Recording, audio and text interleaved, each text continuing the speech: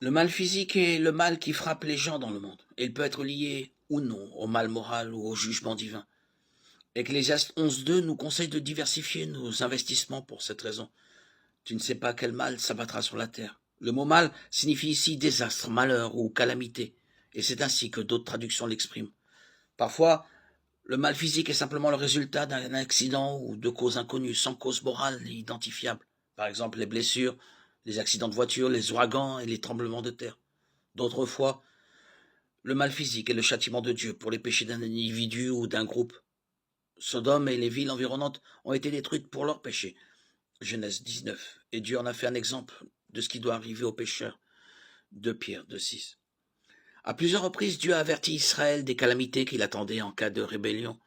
L'Éternel est sage, il fera venir le malheur et ne retirera pas ses paroles. Il se dressera contre la communauté des méchants et contre le secours apporté par ceux qui commettent l'injustice. Ésaïe 31.2.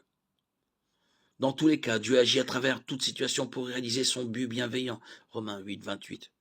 Dieu n'est pas la source du mal moral. C'est plutôt sa sainteté qui le définit. Créés à l'image de Dieu, nous avons la responsabilité de faire des choix moraux qui lui plaisent et qui sont conformes à sa volonté. Il veut notre sanctification et ne veut pas que nous péchions. 1 Thessaloniciens 4.3, Jacques 1.13. Dans la repentance et la foi en Christ, nous obtenons le pardon du péché et un revirement du mal moral en nous-mêmes. Acte 3.19. En tant qu'enfants de Dieu, nous marchons selon ce commandement. Ne vous laissez pas vaincre par le mal, mais soyez vainqueurs du mal par le bien. Romains 12.21.